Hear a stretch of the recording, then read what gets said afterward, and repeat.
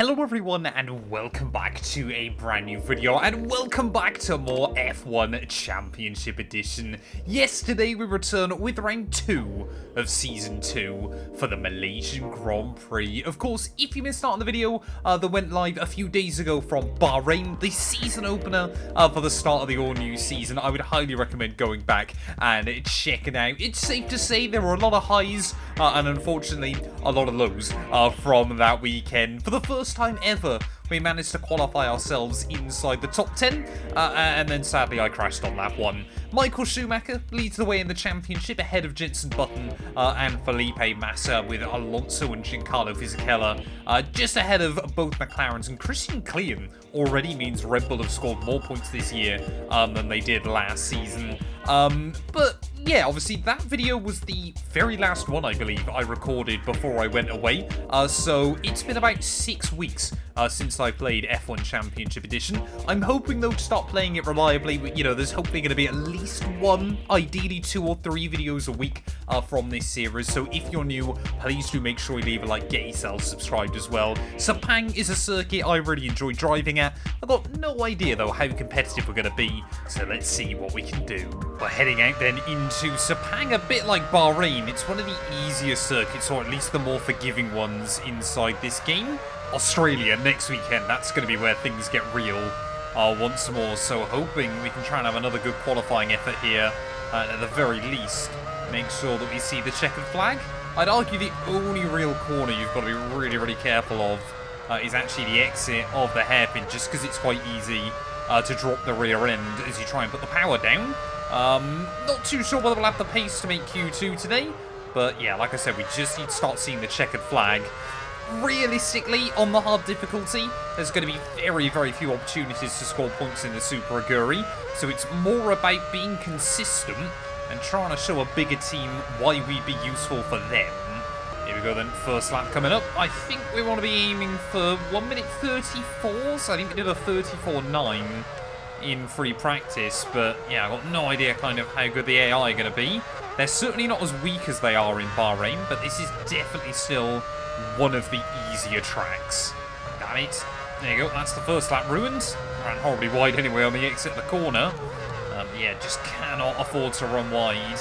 Well, although this lap time isn't going to go on the board, it is going to give us a good benchmark then to try and chase on our second lap.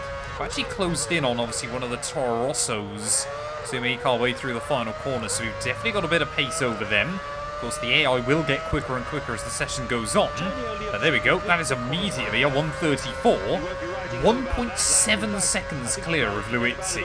There we go, Felipe Massa has set the first real benchmark then of a session, a 132.7. I reckon, yeah, if we absolutely nailed it, we could get down. I reckon genuinely we could get close to the 133s, so as we make our way out the final turn.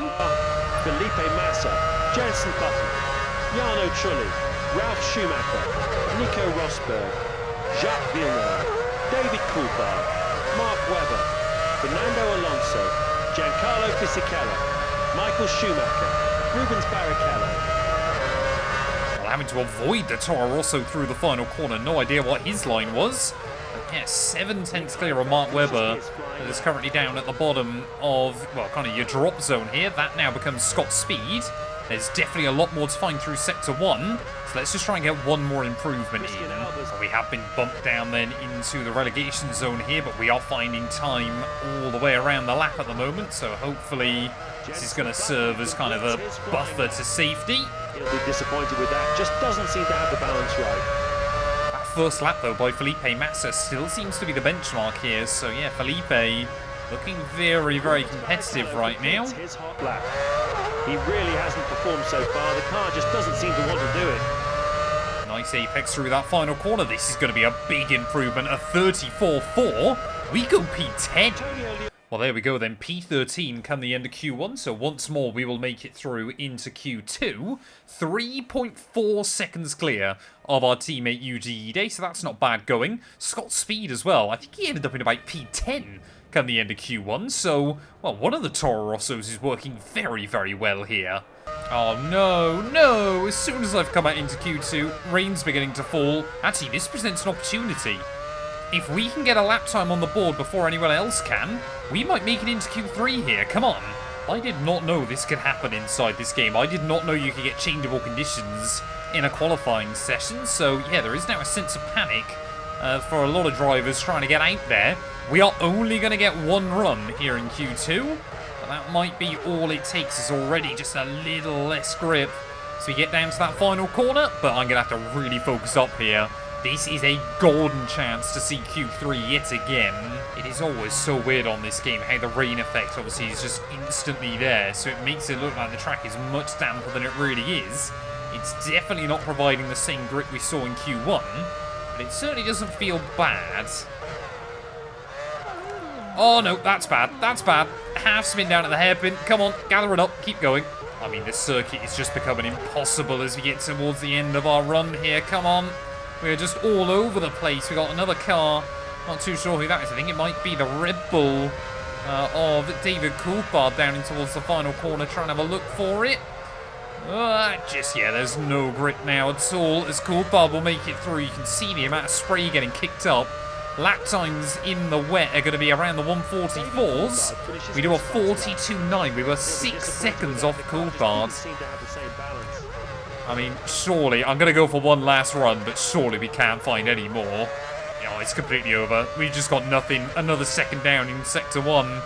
Qualifying, I think, sadly, has been absolutely ruined. Whoa, yeah, there you go. Straight off in the gravel. And, well, I think that's going to be us out in Q2. I might have got to press the brake. Well, there we go then. A couple of shockers out in Q2. Rubens Barrichello for BAR. Down in P15 there, just I think was the last car onto a run, so really did get screwed over. But P16 for us then on the grid here in Sepang. It's not ideal, but we can certainly work with it. We're here live in Kuala Lumpur, and this is the Malaysian Grand Prix. Sepang, on the outskirts of the capital, was designed to be a great challenge for the drivers, with wide sweeping bends, high-speed sections and tighter corners to create overtaking opportunities. The Malaysian Grand Prix is one of the most physically demanding events on the F1 calendar.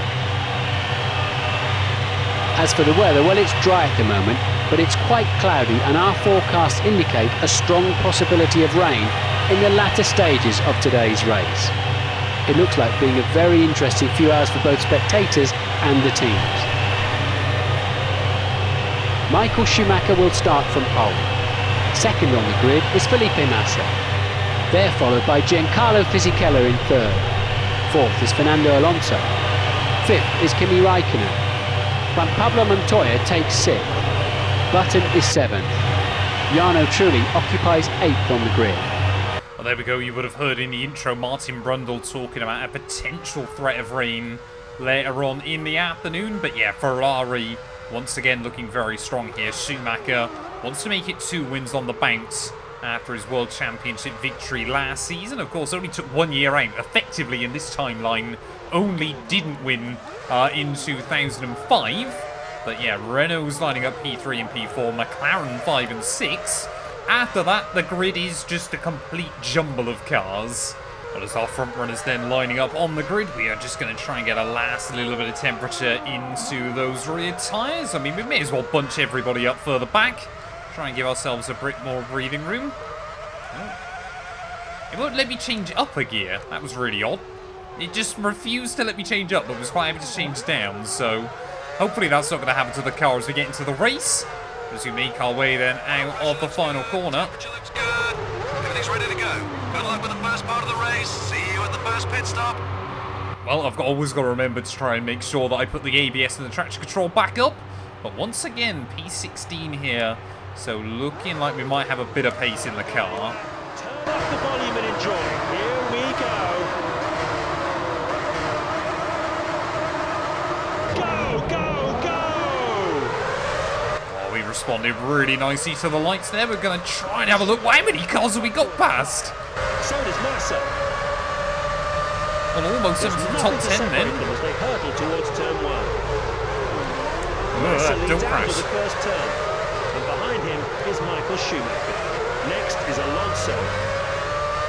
If you told me at the start we would have been almost into the points already then, I never would have believed you there. But got a lightning getaway down in towards the first corner. Can we have a look past the Toyota? Yes, we can. Mistake from one of the Toro Rosso drivers. It's It's Liuzzi! Looks like there's some damage to his rear wing. He'll have to pit and see if his team can replace it. It's far too risky to stay out there with any kind of damage to the rear wing. It's a retirement and a very unsatisfactory end to his race. I've no idea what Liuzzi's done then. Already out of the Grand Prix. But we are just trying to battle with Jarno Trulli here for the final points-paying position on lap 1. I mean, yeah, that got a little bit close through the S's. Reached a good heat and grip level should be pretty good. But I mean, what a start that was. Just again, found an avenue. A bit like the Hungarian Grand Prix last season. You kind of just put the car in the right spot and, well, you're really able to capitalise in through those first couple of corners. I'm not expecting us to have the pace today. I don't want to be too pessimistic. But I would be more inclined to believe we'll lose places than gain any. But already then, Rubens Barrichello as well, after a rough qualifying session, has managed to move his way up into the top 10, and I'm sure he'll be looking to try and get past me as soon as possible here. I'm looking at the pace against Jarno Trulli. I think we've got enough to kind of keep up with him. I don't think we'd ever be comfortably quicker. But say, for example, if Barrichello goes through, but a couple of drivers further up have mechanical issues, that could be really, really beneficial for us as Rubens trying to look down the outside at turn 1. I know we are the sister team to BAR, but not going to make it easy for him. Oh, there we go. Oh, there we go. Rubens. Oh, he had a look. Nope, not able to make it work. It's the problem with the AI in this game. They tend to just dive bomb you right at the last moment. Oh, no, no. Oh, Rubens. He almost tipped me around there. I mean, he was a bit optimistic, I think, trying to look into the apex. There was just a little bit of contact between myself and the BAR driver, so I'm sure Honda, they will not be happy about that. Well, effectively, their junior can be like one of the V-carbs taken out of Red Bull in modern-day Formula 1. It's given us a little bit more breathing room. And I was going to say before that, though, is the gap to Jarno Trulli, if we get it right, it does come down. Well, apart from that hairpin, everything else around the lap is feeling fairly good. The annoying bit is, though, is as we're getting just a little bit quicker, Jarno Trulli is getting a lot quicker in front. The gap was floating at about 4 seconds. Oh, no. The clouds have been forming for some time now, and it's finally started to rain. This could be a worrying time for the teams and drivers. I guess the good thing for us is we've got enough fuel to hopefully just go straight to the wet period. So unless some of the AI have to double stack, which, yeah, look at that, one of the Renault's already in. So we could see a few of them having to make 2 pit stops here. Jarno Trulli's in as well. So both Trulli and Fisichella are into the pit lane here. That helps us. Michael Schumacher is in second, Alonso third, Montoya fourth, Kimi Raikkonen fifth. That's a gain of 1 place. Jenson Button in 6th. He's up from 7th. Fisichella 7th. He slipped down from 4th, and Trulli is 8th. That's definitely not the case anymore, but we are still trying to soak up the pressure from Rubens Barrichello then in this GP. I mean, oh, there you go again. Rubens trying to go for it. Again, we bang wheels. Why am I just going to give this up for him? Of course I'm not.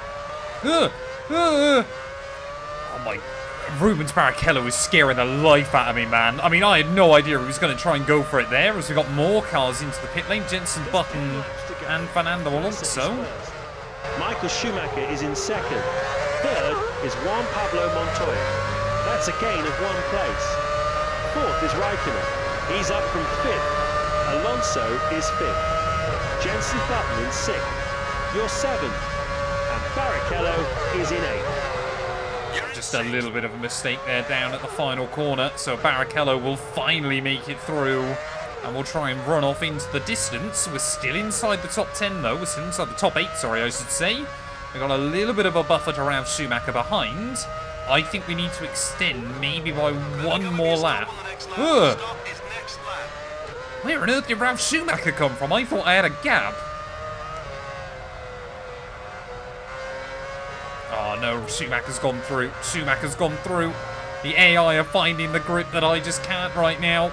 I think this is where this race is going to get painful for us. Running inside the top 8, but only temporarily. No, no, Heifeld, why? Oh man, Heifeld's tipped me around. No, we're not. We're dropping down the order. I think we've got to pit now. I think we're losing too much time by staying out on these dry compounded tyre. I wonder if we're going to see more and more AI. And I mean, that has absolutely gone in favour of Ferrari here. As, yeah, everybody at the front of the order now starting to dive in. But gutted we couldn't quite make it. Yeah, gutted we couldn't quite make it sensibly into the pit lane. Got to remember where the pit lane entry is.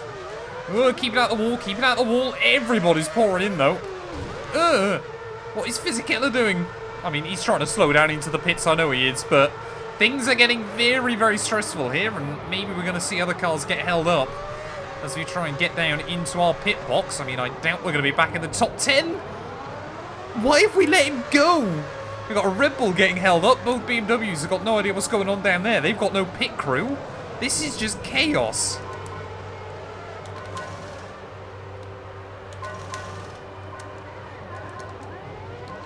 Oh, I mean, that was a good stop. 8 seconds. That was a good pit stop here. And hopefully we'll have made a little bit of progress. Luckily, we are back out on the intermediates. Wait till they're green and you have optimum traction. It's always that little doubt you have in your mind. Occasionally on this game, they just won't put you onto the new tyres when you want them to. Your tyres are reading green on the condition indicator. No. You should have optimum grip level. Come on. Get on the throttle. Get out of the way. I mean, I don't know which... that must be Fisichella. Fisichella's in the wars right now, as we've got Jacques Villeneuve right up behind me. No, I've been tagged by Villeneuve as well. Oh, this is just going from bad to worse. I'm sure I'm going to get a slowdown as well. A 6-second slowdown for that. Montoya is second. Michael Schumacher third. There's been an incident around turn 11. It's Trulli! His race is over today, and he's not happy with that. You got involved in that scrape as well. It looks like he's got away scot-free.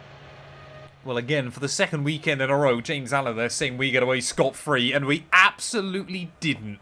From running inside the top 10, Villeneuve tipped me around. We're just trying to get going again, and we've been absolutely destroyed by Jarno Trulli, and our hopes and dreams come crashing down once more. The Sepang International Circuit has again been a wonderful venue for Formula One racing. It's typical of the Herman Tilke circuits of the modern era. It's been on the Formula One calendar since 1999, and it's maturing very nicely as the drivers and teams get used to that sharp turn 1 and the extended long straights. Very technical in sections with sweeping left and right bends that have the weight shifting around the car. It's always exciting to watch an F1 car driven in anger around here. We've enjoyed it. We hope you have too. We'll see you in 2 weeks' time in Australia at Albert Park for round 3. Until then, take care. I have no idea, but we have just seen Red Bull claim their first ever victory in Formula 1, courtesy of David Coulthard there. No idea how he managed that, and it wasn't just, you know, a near miss win. He absolutely dominated, apparently, in the second half of that GP. So, no idea what has gone down in the end. Luckily for us, I don't believe either of the Midlands have scored points. So, that's going to mean Schumacher still top of the table. Massa now ahead of David Coulthard. This is reading like something out of the early 2000s. DC back up in a title fight. Christian Kliem, he scored points in both races as well so far. So, Red Bull looking very, very good.